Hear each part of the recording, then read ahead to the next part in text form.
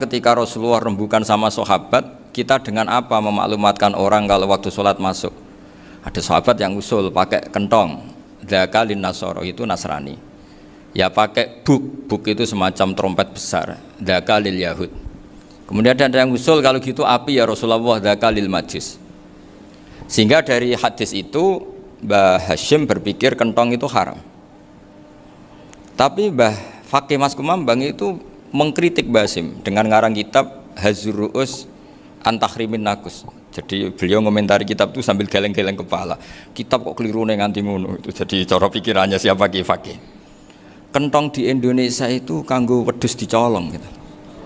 Pos kampling gitu. Kalau ada banjiran ya kentong, ada maling ya kentong. Jadi enggak ada persamaan sama sekali dengan kentong yang milik orang apa?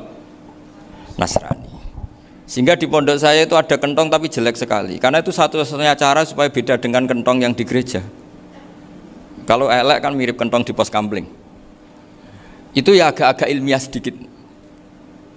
Dulu ceritanya Gus Zofur itu saya teruskan. Itu singkat cerita, itu kalau yang di kejadian di Termas itu Mbah Dimyati sudah nyuruh semua kentong disembunyikan karena mau ada Mbah Hashim. Cerita itu mukarror di Kiai Fakih sama di Kiai Dimyati Termas. Setelah kentong dikumpulkan semua, Mbah Hashim datang, seneng, ngiranya Syekh Dimyati ini sependapat dengan beliau, yaitu sama-sama nggak ada kentong. Tapi setelah itu ada santri yang matur, Mbah Dim pun beres kentong pun kula delikno sedanten. Itu di depan Mbah Hashim. Jadi GR-nya Mbah Hashim bahwa Mbah Dim itu sependapat akhirnya hilang. Ternyata ini akal-akalan toh gitu. Karena santrinya matur, Mbah Dim pun beres sedanten kentong beduk sudah disingkirkan. Itu di depan Mbah Hashim. Saking lugunya santri, nah saking ikhlasnya agak ngerti mahalus syahid ini adalah Mbah Hashim. Saya mau meneruskan cerita Gus Zofur. Dulu ini cerita dulu Mbah Mun ngaji di Lirboyo, tapi Kiai Makhrus ngaji sama Kiai Khalil Harun. Kiai Khalil Harun itu adik juga sekaligus muridnya Mbah Umar Harun. Mbah Umar Harun itu generasi kedua setelah Mbah Ghazali. Beliau menantunya Mbah Ghazali, tapi ya sudah ponaan. Sehingga tradisi ini penting karena saya berkali-kali bilang di mana-mana. Status orang tua dan mbah itu adalah terserah anak cucunya. Bukan terserah mbahnya, tapi terserah anak cucunya. Saya tidak akan bosan mengingatkan ini. Saya pernah di makamnya Nabi Yakub, itu ya dikemuli bendera Israel. Di makamnya Nabi Dawud. Nabi Ibrahim juga dekat sinagog. Sehingga Quran membela Nabi Ibrahim disebut maka anak Ibrahimu Yahudi wala Nasrani. Karena ketika beliau berposisi di Israel, kemudian penguasanya adalah Yahudi, bisa saja makam ini ditulisi dan distatuskan ala Yahudi. Ya seperti Nabi Yakub. Nabi Yakub itu nabi yang kita yakin tentu berkeyakinan beliau orang baik, orang muslim, orang mukmin, tapi karena di desain mereka ya dikemuli bendera Israel dan disebut Abul Yahud. Karena kita tahu nama lain dari anaknya Nabi Yakub adalah Yahuda bin Yakub bin Ishak bin Ibrahim.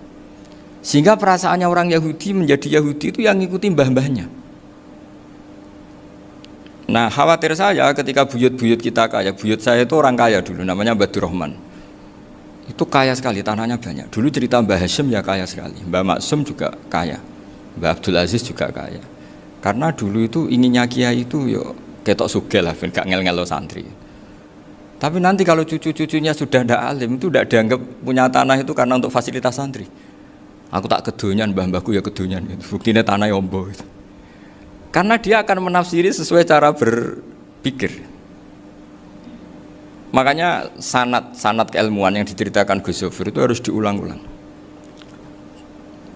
Kalau nggak diulang-ulang, maka kita akan berpikir sendiri untuk menafsirkan masyayikhon al-kiram atau ajdadan al-kiram.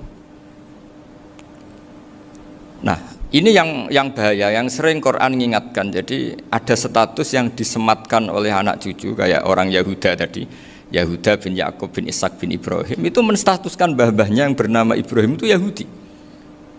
Sampai Quran sendiri yang bela maka anak Ibrahimu Yahudi wala Nasrani.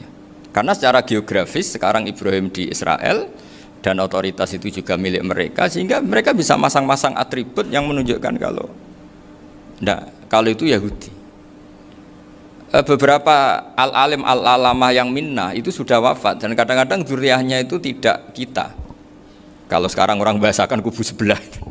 Akhirnya ya nggak boleh dikholi, nggak boleh diziarah. Terus seakan-akan yaktaduna bi ra'yi, seakan-akan mereka berpendapat dengan pendapat syekh ini padahal enggak.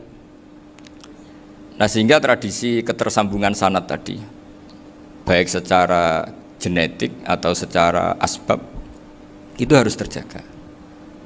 Saya beberapa kali banyaklah sering diceritain Mbah Mun. Dulu Mbah Munawir ini cerita ya, Mbah Munawir itu saking senenge kitab, ben santri ini iso ngaji kitab. Itu kalau ada alumni Lirboyo, alim disuruh baca muin di sini itu Mbah Munawir ikut. Saking ingin tasjeknya, ingin ngajari santri bahwa ngapal Quran itu hafal tok, tapi yo paham. Dan penggalinya Mbah Munawir itu sampai klimaknya dulu Mbah Zaini itu nate nikah sama Nyai Komariah kalau nggak salah, binti Karim, binti Manap. Punya putra Gus Habib, Gus Toha yang diantara putrinya dinikahi Gus Rozin ini. Terus akhirnya kesampaian juga ketika Mbah Munawir punya mantu alim alamah namanya Mbah Ali Maksum, angsal Nyai Hasyimah. Sampai pondok Kramjak ma'ruf bil ilmi, terutama ilmu sorof dulu karena Mbah Maksum itu komplain, fa'ala ya fulu kok terus fa'alan ya, fa'ala ya fulu ya uf'ul gitu kan, masuk fi'il kok jejer isim gitu. Jadi dulu kata Mbah Mun itu ada persaingan ilmu sorof, sorofnya Mbah Maksum Ali Kuaron sama Mbah Ali Maksum Jogja. Jadi wali antok, yang satu Maksum Ali Kuaron, yang satu Ali Maksum. Ya itu dulu saingan ngarang sorof. Nah ini yang menang siapa? Ya terserah duriannya. Kalau duriannya keren ya menang karena terserah yang kampanye.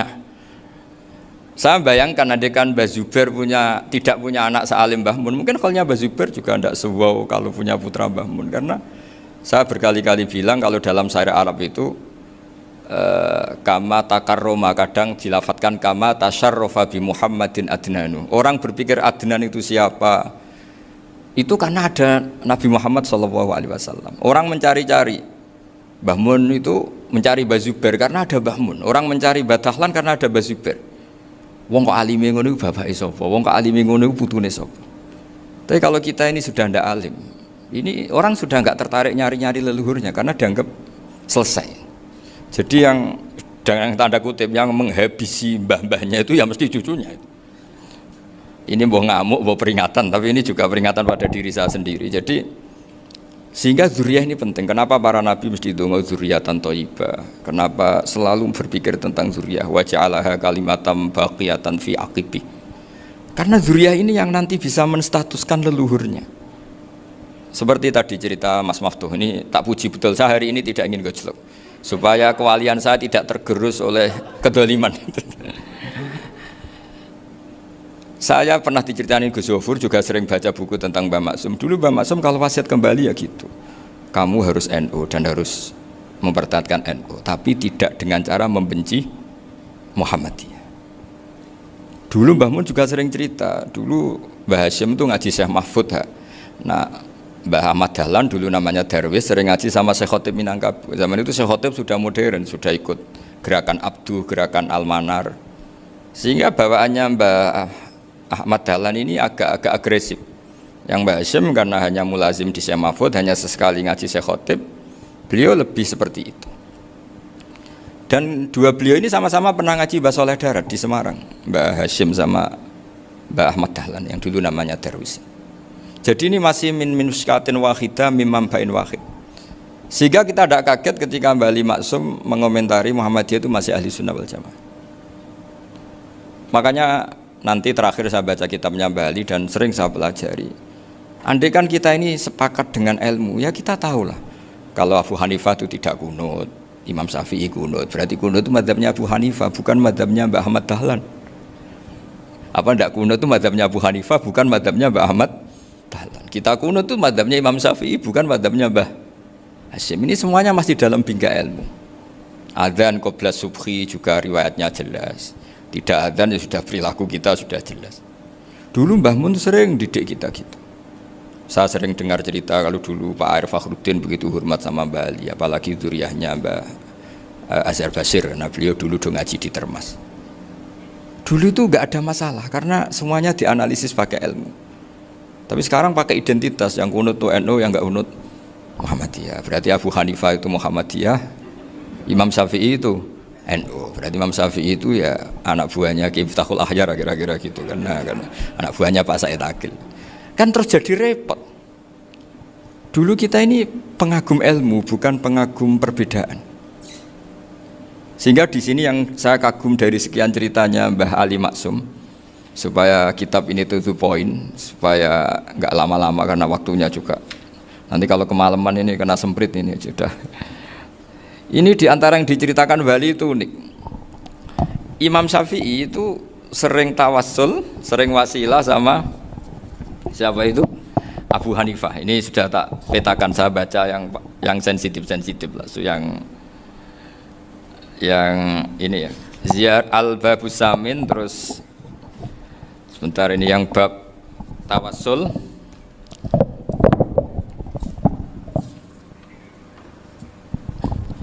Ini halaman 90, mungkin santri-santri kerap ya bisa ngecek lagi di kitab Hujjatul Ahli Sunnah.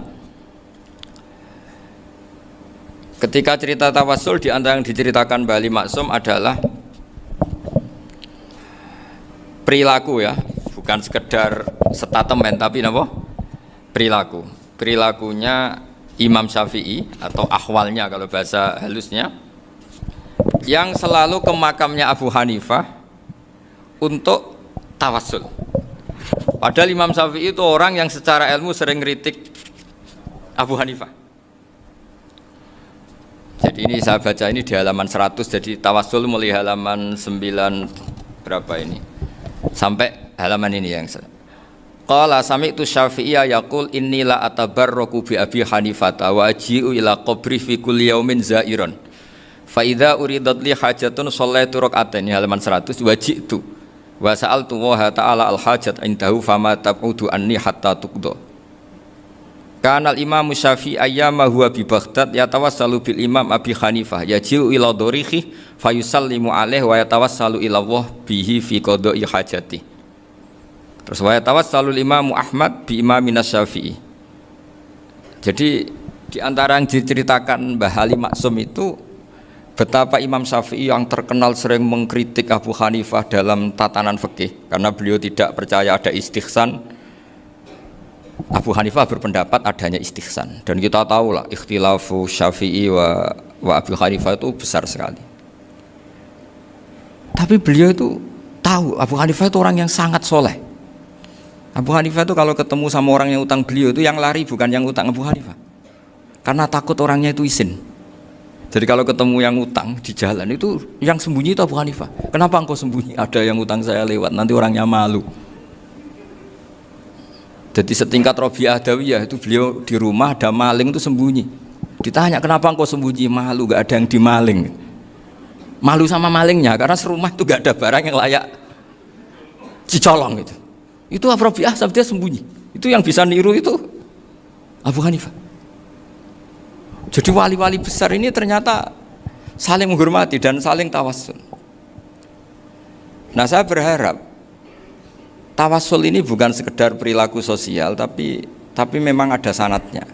Sehingga terus diceritakan Bali di sini dulu istaqa Umar bil Abbas. Kata siapa tawassul harus dengan Rasulullah SAW? Dulu istaqa Umar bil Abbas. Sayyidina Umar itu tawassul istisqa dengan Sayyid Abbas. Padahal kita tahu Sayyid Abbas ini tidak nabi. Terus beliau cerita sampai Imam Syafi'i tawassul sama Abi Hanifah. Sehingga gak ada perdebatan itu kan Umar. Kalau Umar kan ada jaminan boleh diikuti karena beliau sahabat. Bali cerita tentang Imam Syafi'i yang tawassul dengan Abu Hanifah. Seargumentatif itu. Sehingga ada cerita dalam sebuah tafsir. Ya saya ulang lagi, ada cerita di sebuah tafsir. Kenapa Nabi Musa ditanya Allah, wa matilka biyaminika ya Musa? Ma'ana wa ta'ala a'lam, tentu Allah sangat tahu yang dibawa Musa itu apa. Karena Allah tahu Nabi Musa itu grogi. Orang dipanggil Bali Maksum pasti grogi, santri dipanggil Mbah Mun pasti grogi. Kenangan saya setiap dipanggil Mbah Mun ya mesti tanya, yang ringan-ringan, wis sarapan ya. Arung sarapan ya sarapan. Pas sarapan ya kan tanduk mangan sing enak, wong santri ora tau mangan enak. Ya enggak pernah ngomong yang penting, ngendikan yang penting. Nah, karena Nabi Musa ini grogi, ini sebagian tafsir. Itu ditanya yang ringan, sake iku nggawa apa? Karena pertanyaannya ringan, Nabi Musa juga ringan. Ya Nabi Musa itu sampai lali iku pangeran sing ya'lamu sirra wa akhfa. Diterangno. Niki tongkat Gusti. Gunane kathah Gusti tongkat iki. Qala ya asaya atawakkau 'alaiha wa ahusyu biha 'ala ghanami wa liya fiha ma'arifu ukhra. Oh, tongkat Gusti niki penting Gusti. Nggih nak nggih macam-macam lah Gusti. Atawakkau 'alaiha wa ahusyu biha 'ala ghanami kangge menghalokan. Masih terangno terakhir dan yang lain-lain Gusti. Wa liya fiha ma'arifu ukhra. Sehingga akhirnya rileks karena Nabi Musa terus ngerti ternyata ketemu pangeran itu gak seserem yang saya bayangkan gitu. Pertanyaannya ringan itu ada ilmunya. Tapi cerita ini yang versi tafsir ini tidak yang seperti di Manaqibul Ghazali. Di beberapa kitab tentang Manaqibul Ghazali diceritakan di alam roh Nabi Muhammad SAW itu yubahi bi umati, saking yubahinya sampai ngendikan ulama umati ke anbiya'i Bani Israel. Ulama umatku itu pinternya atau statusnya itu mirip-mirip lah. Kaf itu ya mirip-mirip lah, mirip-mirip kayak ulamanya nabinya Bani Israel. Akhirnya Nabi Musa itu tersinggung sekali, bagaimana mungkin ulama disamakan dengan apa? Nabi. Sehebat-hebatnya ulama itu kan tidak akan yabluhu darajatan nubuwah atau yartaqi ila darajatin nubuwah. Itu akhirnya ya kalau kamu nggak percaya panggil, yang dipanggil Imam Ghazali. Ya Nabi Muhammad juga nggak mau kalah gitu. Kalau manggil ulama RT ya kalah keok. Gitu. Akhirnya Imam Ghazali datang, ditanya sama Musa, Mas Muka, nama kamu siapa? Ana Muhammad bin Muhammad Al-Ghazali At-Tusi Asy-Syafi'i. Itu disebut panjang. Terus Nabi Musa guyu-guyu. Kamu lama kok ngomong yang nggak penting, ditanya namanya kok penjelasannya sepanjang itu, dianggap itu satu kesalahan. Masa tanyanya nama kok ditanya jawabnya Muhammad bin Muhammad Al-Ghazali At-Tusi Asy-Syafi'i, kepanjangan itu. Ketika Nabi Musa agak mencibir, agak gimana itu, terus jadi Imam Ghazali, kalau ini masalah, lebih masalah jenengan. Apa itu? Yang tanya jenengan tuh Allah ya alamu sirra wa akhfa, dan Allah hanya tanya wa ma tilka biyaminika ya Musa. Harusnya jenengan jawab asoya titik, bukan kepanjangan. Atawakkau 'alaiha wa syubha itu kepanjangan. Allah tanya yang di bawah kamu itu apa? Yang di tangan kamu. Harusnya jawabnya hanya asoya. Tapi kenapa penjelasannya sepanjang itu? Sampai terakhir waliya fiha ma'aribu ukhra. Terus pinter tenan kayak gitu. Terus ada Nabi Musa terus bilang, ya pinter tenan aja gitu. Padahal kita tidak pernah GR seperti itu kan, kebetulan Imam Ghazali gitu. Kalau yang lain mungkin ya keok lah kira-kira gitu. Tapi ini cerita dalam khazanah keilmuan. Benar yang dikatakan Gus Zofur. Saya termasuk orang yang pernah mondok Lirboyo Pasanan. Jadi setelah saya disuruh nemani Gus Kamil, tahun berikutnya Gus jenengan disuruh. Pokoknya anakku mbah sak wulan lah kudu tahu mondok Lirboyo. Piye aku tahu ngaji Wakarim. Terus yang disuruh mbaturi Gus Kamil itu saya. Jadi saya pernah 1 bulan tuh di Lirboyo. Karena saya ini santri beling ya, kontraknya pokoknya penting ziarah Bakarim. Biasanya nggak pernah ngaji, ya. Pokoknya gerbar ngisa. Ziarah ya sudah. Ngaji subuh ingat saya sama Gus Imam. Itu dari 17 hari ingat saya ngaji 2 kali. Tapi kalau ziarah ke Bakarim sudah lupa jumlahnya karena memang kontraknya disuruh ziarah. Sampai seperti itu. Dan saking senengnya bangun sama Mbak Karim, saya masih ingat ngamplopi salam template itu masih ingat untuk Gus Anwar, untuk Gus Imam, untuk Gus Kafabi, termasuk untuk Gus Maksum. Itu malam-malam saya dijak ngamplopin. Zaman itu saya masih ingat selawewu. Zaman itu kos 1 bulan itu 13.000. Jadi kira-kira kalau 25.000 itu untuk kos 2 bulan. Jadi saya krusnya itu pakai kos. Saya masih ingat Mondok Sarang itu kos 1 bulan 13.000. Berarti kira-kira 500.000 itu di amplopin sendiri sama Bang. Ini untuk Gus War, ini untuk Gus Imam, ini untuk Gus. Padahal Gus Imam ini mondoknya sudah di Mbah Mun. Itu Mbah Mun hormatnya sampai untuk jatah salam template. Lah yang ribet kebalikannya, kita pulang Gus Imam karena melihat Gus Kamil ini putrane Mbah Mun, Gus Kamil disangoni. Saya juga disangoni karena Gus Imam dulu ngaji juga sama Pak D saya. Sama keluarga saya. Itu kata Gus Kamil setelah keluar, mau agak muni gua abal ya, boten berarti gua aku. Karena ini penting, ini kalau sampai dianggap tukar guling ribet deh. Jadi ditakwil sendirilah, mau gak muni gua abal ya, boten wis, yes berarti halal. Tapi sama Mbah Mun ya ditanya. Ditanyanya bukan apa karena untuk meneruskan tradisi bahwa kalau kiai ketemu itu ya saling memberi hadiah, saling Itu sudah faqaddimu baina yadayna najwakum apa? Shadaqah. Sehingga ketika Kapya ini punya Mbah Ali Maksum alim alama, kemudian melahirkan murid-murid yang juga ibar kayak Mbah Warsun bisa ngarang apa Kamus Al-Munawwir, Pak Bik juga punya karangan Kamus Al-Mu'asir. Saya itu punya semua. Karena ini adalah buah dari bahwa kita ini tidak kalah sama produk-produk yang di sana. Bahwa produk di kita ini sudah cukup untuk mengantarkan orang menjadi alim alama. Dulu Mbah Zubair ke Mekah ya sudah alim alama. Gus Zufur ke Al-Azhar sudah alim. Semua teman-teman kita ke Mekah itu sudah alim semua. Padahal produk mondoknya ya tadi mau digojlok kiai ini, terus mangkel be keamanan biasanya itu. Biasanya musuh besar pondok itu keamanan. Jadi ya bukan berarti gojlok ibunya Gus Maftuh enggak, biasanya keamanan itu musuhnya apa? Banyak. Itu tradisi keilmuan itu harus dijaga dengan hujjah dan dengan tadwin, dengan pembukuan. Saya punya sekian cerita ya, misalnya dulu kita mungkin iskal itu janggal. Kenapa sih orang Islam tukaran sama orang Islam itu? Sehingga di antara doa Nabi yang enggak dikabulkan Allah, enggak boleh dikabulkan sama Allah, enggak boleh, bukan berarti enggak mustajab. Redaksinya famana aniha, memang enggak boleh. Redaksinya bukan falam yastajib lahu tapi famana aniha. Di Al-Marrah As-Salisa ini Nabi dilarang, yaitu melarang umat Islam itu jangan sampai tukaran sama umat Islam sendiri. Itu kata Allah, ya tidak bisa kata Allah, kalau itu tidak saya kabulkan. Itu dulu guru-guru kita nyontohkan sederhana. Kira-kira kalau saya tukaran wek Gus Zofuru, Mbah Mun luwih ikhlas dibanding ditukari wong liya. Nak ana kakak ditabuk adik, wong tua luwih ikhlas dibanding ditabuk tangga. Barokahnya membaca kita lebih mentoleransi. Kalau ada Mbah Hashim dikritik Mbah Fakih Mas Kumambang, kita ikhlas itu. Tidak dikritik guru PAUD, itu kan. Atau dikritik orang-orang yang nggak bisa ngaji. Artinya ternyata keliru kita bilang kiai kok tukaran. Justru bagus kiai tukaran. Dibanding kiai dikritik guru PAUD atau dikritik orang-orang yang nggak bisa baca kitab.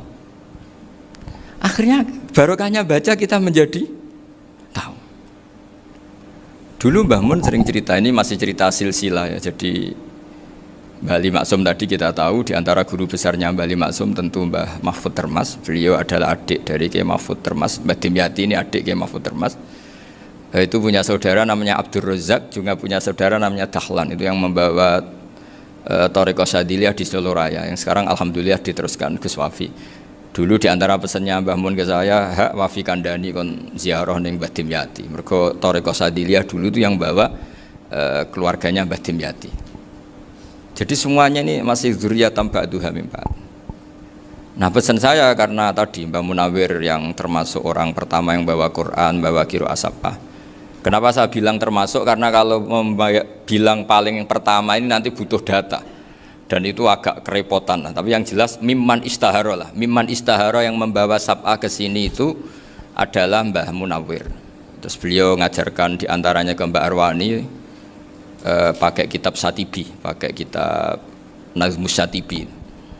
Terus Nazmus Satibi itu diteruskan oleh Mbak Arwani, ditulis. Yang nulis dulu Mbah Dola Salam. Bapak saya itu murid Mbah Dola. Dulu Mbah Dola sebelum ke Mbak Arwani ngaji sama Ki Said di Sampang.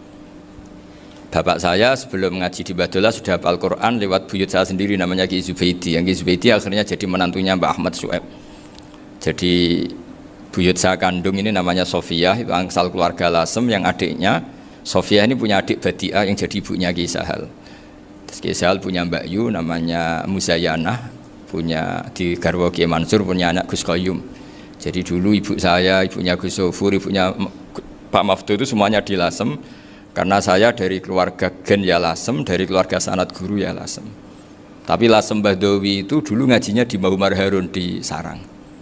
Mbah Umar Harun ini menangi Sayyid Ahmad Zaini Dahlan.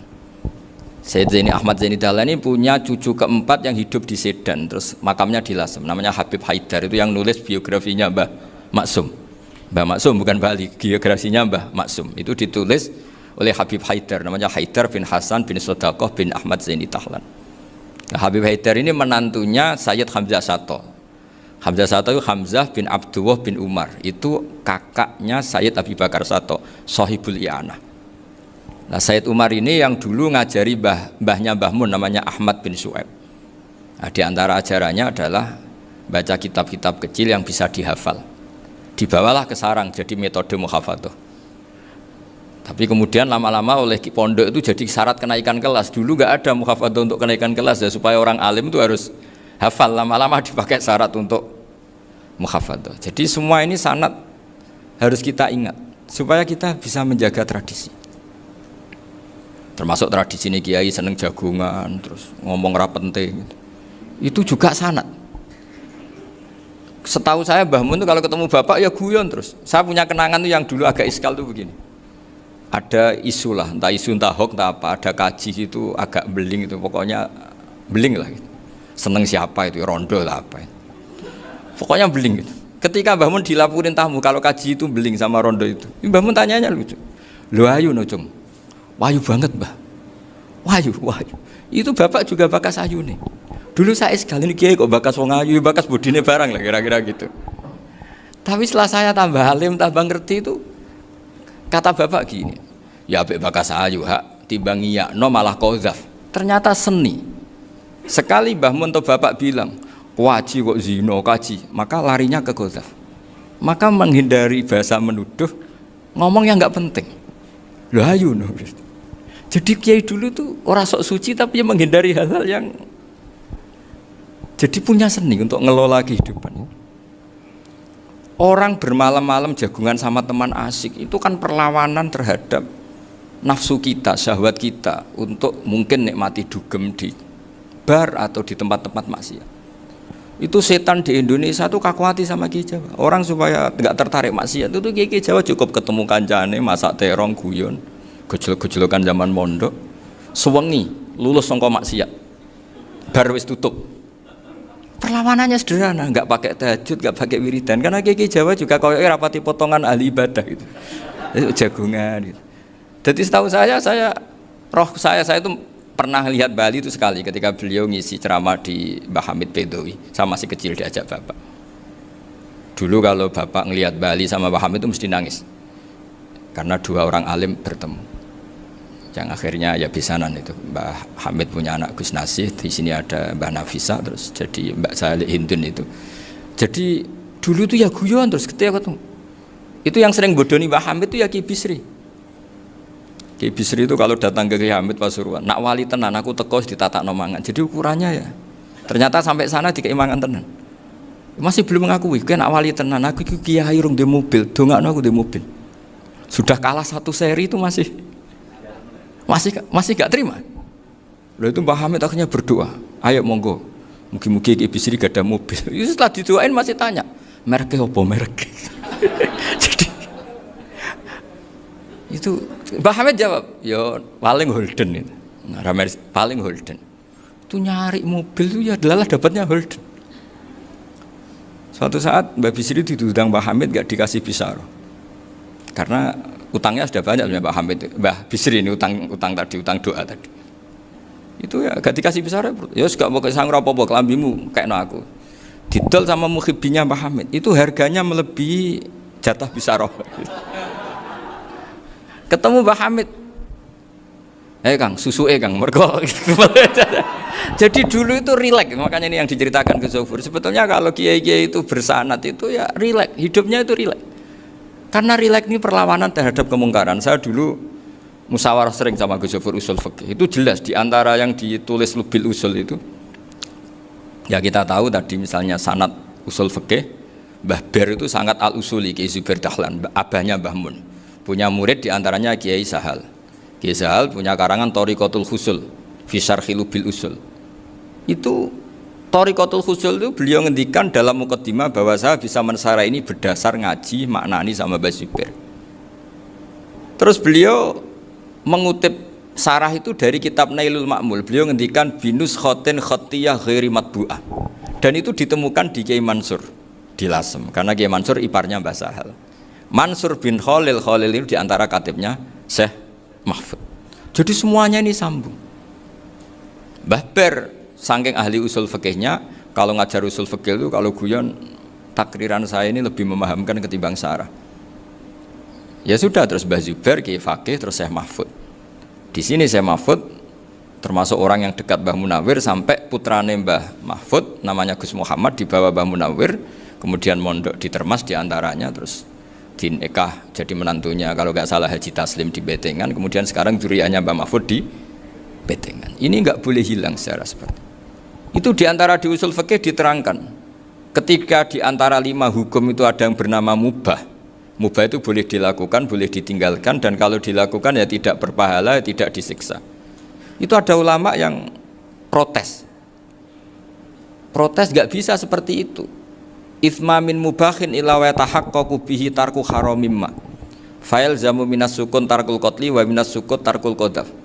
Tidak bisa, mubah itu tidak ada. Kalau kiai jagongan semalaman itu Allah ngitungnya itu hada taroka dugem, wahada taroka delok dangdut, wahada taroka kada wa kada. Oh, itu luar biasa. Dan kita ngikuti yang seperti itu saja. Gak usah tahajud, gak usah witir telulas kaya ora kuat timbang gremeng wis. Sewengi jagongan, setan ngenteni kita tergoda maksiat, ternyata maksiatnya sampai tutup, kiainya masih apa? Jagongan. Jadi jagongan saja ada ilmunya bahwa itu perlawanan terhadap tarkul ma'asi. Sehingga bagaimana Anda katakan mubah ini mubah, toh gunanya adalah tarkul haram. Meskipun efek mubah juga bisa tarkul wajib, wae bojo blonjo turu. Karena wae ngrumat ibuke turu. Itu halal wajib. Jadi mubah itu resikonya ya bisa tarkul wajib, bisa tarkul haram. Sehingga kalau sanad ini terjaga secara baik, secara kultur, saya sering juga sakuan sama Gus Yofur itu mesti tak niati gitu. Jagungan wong alim iku ibadah dan menikmati ibadah adalah dabul auliya wa dabul ulama. Kata Imam Ghazali, pada akhirnya waqud buhadatin al istilzat bil mubahat. Kata Imam Ghazali, pada akhirnya qutbu hadaddin, madaru hadaddin, pokok dari agama ini adalah melawan kemaksiatan dengan kita menikmati al-istidzat bil mubah. Kita menikmati sesuatu yang dibolehkan Allah Subhanahu wa taala. Dan seperti ini itu bisa qasmu dhuhri syaitan, bisa menghancurkan punggungnya setan. Karena kalau melawan setan dengan ibadah ini kadang kita capek selain isra potongan. Tapi nak kangkang neng komplek H gitu jagungan mbek kancane ngenang melarate, mbok ngenang ras sekolah ramunggah kenangan sing ramunggah diarani istiqomah. Gitu kan diarani tulus zaman, kok sing munggah dianggap kesusu. Saya ini punya pondok Quran, kalau ada yang hafal 3 tahun mesti digojlok kancane. Gak apik kesusu itu. Kesusu itu mesti tidak barokah karena tergesa-gesa apa? Hatam. Sehingga yang nggak hatam-hatam itu kayak partai mayoritas. Ini yang partai tulis zaman katanya. Ahlus sobri katanya. Akhirnya di pondok gara-gara itu mau guyon, tapi nggak ada stigmasi yang nggak naik. Di pondok sarang itu saya punya temen itu banyak yang sak kelas dengan saya, sak kelas sama Gus Kamil, akhirnya sak kelas dengan Gus Sofur. Padahal saya ini kakak kelas. Saya temannya, Gus Kamil temannya Gus Sofur. Ini anak ini nggak pernah naik. Itu nggak dinyek, nggak dicibir di pondok. Karena guyonan tadi. Guyonan bahwa ini bagian dari bentuk apa? Istiqomah. Nanti yang goblok juga tenang. Karena kiainya cerita, kadang santri goblok ya barokah. Di sini pondok akeh santri ora tau sinau ning omah dadi kiai gede. Selalu kiainya tuh cerita seperti itu. Akhirnya sing goblok ya bangga dengan kegoblokannya. Iya, jadi kiai itu orang yang meskipun guyon ini barokahnya Masya Allah. Dan setahu saya kiai-kiai alim itu ya senengannya guyon, karena tadi guyon itu luar biasa. Bapak saya itu kalau pesan sama saya itu enak ngaji is guyon nice. Wong ning omah mikir utang, mikir wedi bojo macam-macam, kok ngaji kok jak nangis pisan, nangis ping pindho gitu. Sudah jak guyon ae. Paling gak lali. Gitu. Dan beliau punya dalil kul bi fadlillah bi rahmati fa bidzalika falyafrah. Jadi jangan sampai orang ini farah bil maksiat, jangan sampai orang itu. Dan ini yang saya kenang dari sekian cerita murid Bali. Mbah Ali Maksum ya senangane guyon. Gojlok-gojlokan mbek santri guyon. Ini saya maklumatkan ke semua santri beliau bahwa ini bukan sekedar guyon, tapi al-istildzat bil mubahat. Ini adalah perlawanan terhadap setan karena banyak orang bisa senang tuh kalau nunggu maksiat. Ini bisa senang dengan sesuatu yang tidak maksiat. Itu kayak apa hebatnya? Makanya Nabi itu kalau ketemu sahabat ya sering ngendikan yang ringan-ringan. Ya Umar ma'afalan duher jong mana piye ije. Kalau ketemu anak kecil ya.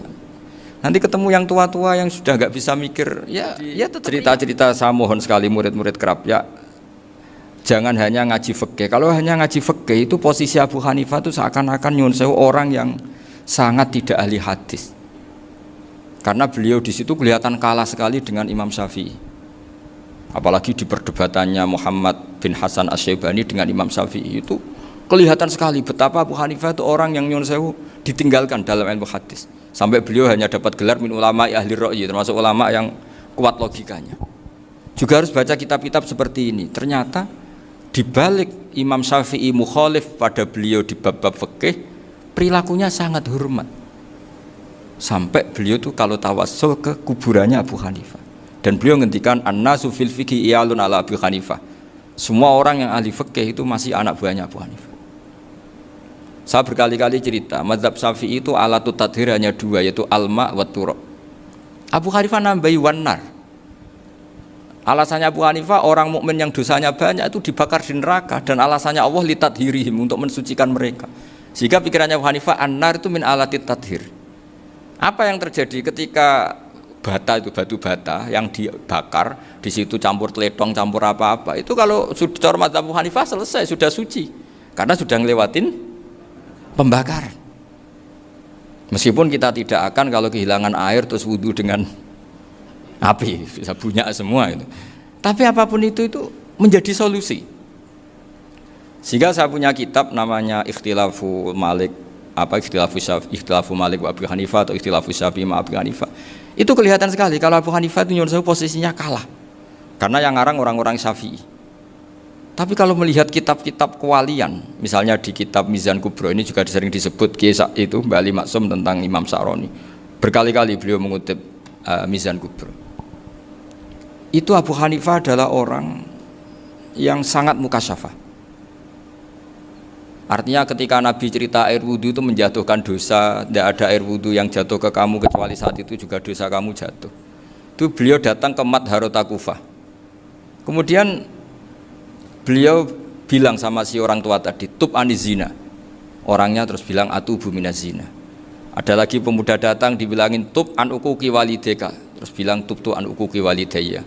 Sampai yang terakhir ada tub an simai alatilahwi atau an samai alatilahwi, terus tub tu an samai. Ketika orang itu ditanya, kenapa engkau begitu tahu dosanya apa? Saya tahu air wudhu ini menjatuhkan apa. Jadi kira-kira kalau zina mungkin ya batang babi lah. Kalau hanya sekedar melihat mbak-mbak mungkin ya curut atau tikus lah kira-kira gitu. Nak dulu sediluk ya mungkin ya tikus cilik gitu. Nak dulu suwi ya tikus werok itu atau apalah. Pokoknya beliau itu tahu. Tapi anehnya Abu Hanifah apa? Setelah itu dia nangis minta mukasafahnya ditutup. Ya Allah, saya ini mukasafah kok malah menjadi tahu sawatil mukmin. Padahal aturan syariat jenengan man satara musliman satarahu, bahwa enggak baik melihat jeleknya orang mukmin. Minta ditutup. Makanya saya ini bangga ada mukasafah. Makom yang kita sampai sekarang itu makom setelah Abu Hanifah mukasafah. Jadi Abu Hanifah repot-repot mukasafah, minta makomnya ditutup tidak menjadi mukasafah. Dan alhamdulillah kita sudah tidak mukasafah sebelum minta ditutup. Jadi kita ini keren. Keren karena aturannya itu man satara musliman satara huwa, yang tidak tahu aibnya orang muslim maka Allah akan nutupi aibnya di akhirat. Dan kita alhamdulillah barokahnya tidak mukasafah, tidak ngerti aibnya orang mukmin. Jadi kita harus pakai patokan ilmu.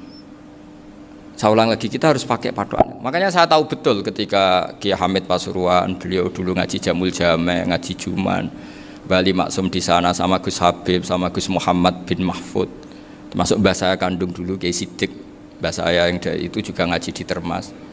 Bapak saya dulu Kiai Nur Salim ngaji di Buyut Baiti. Dulu itu kawin juga sederhana, kayak cerita Gus Zofur. Jadi bapak saya kandung itu Kiai Nur Salim itu ngaji di Mbah Baiti. Mbah Baiti itu adik kandungnya buyutnya saya dari ibu. Nah Mbah Baiti itu teman akrabnya mbah saya namanya Kiai Nur Sam, Mbah Nur Sam.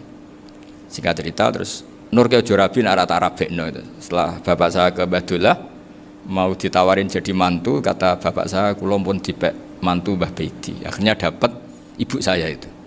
Karena ibu saya itu cucu Mbah Baiti, cucu lambung. Jadi mbahnya ibu saya itu Mbak Yunya Mbah Baiti. Namanya Mbah Sofia tadi yang dapat Mbak Idris itu. Yang Mbak Idris ini bin Umar. Ya Mbah Umar yang mbahnya Mbah Hamid, Hamid bin Abdul bin Umar. Kalau bahasa itu Fatimah binti Idris bin Umar. Dulu kecilnya Mbah Idris namanya Abdul Khalik. Kalau kecilnya Mbah Hamid namanya Abdul Mukti. Kalau kecilnya Mbah Maksum namanya Muhammadun kalau nggak salah. Dulu itu orang dulu itu namanya dua-dua karena diganti ketika musim apa? haji. Jadi ini terjaga. Sehingga tidak ada ceritanya kiai-kiai yang jagongan kemudian santrinya itu yang agak-agak khawatir. Kiai kok sungi-sungi jagongan, gak tahajud, gak duha, itu tidak ada seperti itu. Karena ini dianggap fi'lul mubahat untuk melawan mungkarat. Jadi sehingga di kitab Ihya diterangkan, kamu jangan ngira orang-orang soleh ketika jagungan itu min ahlil bitolah wa takasul, itu orang-orang yang pemalas, itu enggak. Tapi mereka bisa mengasyiki Allah, bahwa dalam jagungan ketemu teman ya asik, gejul-gejulkan sama Pak Maftuh ya asik. Dan keasikan ini bentuk perlawanan terhadap keasikan harus dengan maksiat. Itu kayak apa kalau kita ngaji sampai seperti itu, termasuk tadi yang diceritakan Pak Maftuh kitab Hunyah. Semoga beliau cerita juga pernah belajar, saya pernah belajar kitab Hunyah khatam. Itu diantara yang diceritakan Syekh Abdul Qadir Al-Jilani tadi, kata beliau Al-Jilani dipakai Jim Al-Jilani. Ini agak beda dengan kita. Mbah Zubair itu punya kitab namanya Al-Qalaid Al-Uluiyah. Beliau menfatwakan nama-nama ajam itu kamu bebas, ajamiyun fasna bihi masyita. Sehingga kita kalau punya kiai harus mau qolal ustukhri, sehingga tak mau qolal istukhri. Tirmidzi juga nasibnya sama, qolat rawahut tirmidziyu, sing sitok rawahut turmudziyu, yang satu rawahut tarmidziyu. Ya karena kita keluarganya Tarmidzi apa enggak gitu. Makanya kata Mbah Mun sama masih ingat.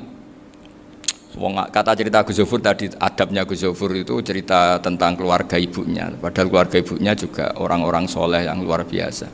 Itu kata Mbah Mun, kowe roh jenenge Imam Bukhari tahu ya. Jenenge sapa? Saya nyebut Muhammad bin Ismail bin Ibrahim bin Mughirah bin Bardasbah. Lah iya Bardasbah mbok waca Bardisbah yo. Lah cara kene mbok Parmin mbok Parlan. Jadi Bardisbah mbok Bardasbah iku cara kene yo Parmin mbok. Iku rak Mbah Fadl Senori dadi kabeh diwaca Arab. Jenenge Mbah Umar Harun. Dhisik yo wong sarang Mbah Harun mbok Kirun yo ora roh wong dhisik yo wong kuno. Jadi kalau versi Mbah Fadl, termasuk yang pertama bikin nasab Mbah Maksum itu tulisannya Mbah Fadl yang dikutip Habib Haidar tadi. Ya saya seperti Gus Zofur juga mencari-cari hubungan ulama-ulama di Jawa. Itu Mbah Mun itu kalau bicara ya mbahku ono sing jenenge Kiai Serut. Kalau ditulisannya Mbah Fadl itu Sarof. Jadi Mbah Fadl itu fanatik orang-orang alim itu ditulis Arab, kalau Mbah Mun itu Jawa. Dulu tuh ada wali seto di daerah saya. Dulu orang ya janggal, ternyata ada sato itu, kesamaan di Arabnya itu sato. Sehingga kiai-kiai itu ada fanatik Tirmidzi, Turmudi, Tarmidi, Jilani, Jailani, karena ajamiyun fasna bihi masyita. Jadi kalau nama-nama ajam semonggo lah baca sekenanya, sementing cuma mungkin tahqiqnya benar Pak Maftuh tadi, memang di Mu'jamul Buldan itu Al-Jilani bikasri jim, ya sudah kita baca Al-Jilani. Sebab itu kayak Pondok Pelosok Lirboyo itu menurut saya bagus. Orang itu maknani betul sama gurunya. Kalau sarang enggak. Kalau Pondok Lirboyo, pondok yang tadi ternyata keluarga Mbah Munawir sini pernah bisanan, yaitu Mbah Zaini pernah nikah sama Nyai Komariah ya kalau enggak salah, punya putra Gus Habib ya, Pak Toha dan sebagainya. Itu betapa hubungan pondok Quran sama pondok kitab dulu itu enggak pernah terputus. Bapak saya selapal Quran itu dulu ngaji Mbah Zubair. Jadi bapak saya sering ngutip mu'en apa, padahal bapak saya itu terkenal tuh, beliau cita-citanya itu saya ingin hafal Quran kayak hafal Fatihah. Beliau itu sampai sepulahnya sekali, karena beliau inginnya hafal Quran kayak hafal Fatihah. Termasuk murid terbaiknya Mbah Dullah bapak saya. Itu ya ngaji kitab. Sehingga kata Mbah Mun, jadi Mbah Munawir de mantu Bali Maksum, itu ya sudah dipenggali dituruti pangeran. Lahirlah seorang Bali Maksum yang membawa. Jadi dulu itu ya Gus Muhammad yang ngaji di Termas, nanti Mbak Arwani sebelum ngaji di sini ngaji di Tebu Ireng. Sehingga Mbak Arwani bisa ngarang kitab. Beliau ngarang kitab tentang Sab'ah, Faidul Barokat namanya. Ya nulisnya ya fasih ya. Saya punya tulisan tangannya Mbak Arwani itu banyak. Saya juga punya tulisan tangannya Mbak Hasyim Asy'ari ketika nyurati buyut saya yang di Damaran itu pakai bahasa Arab.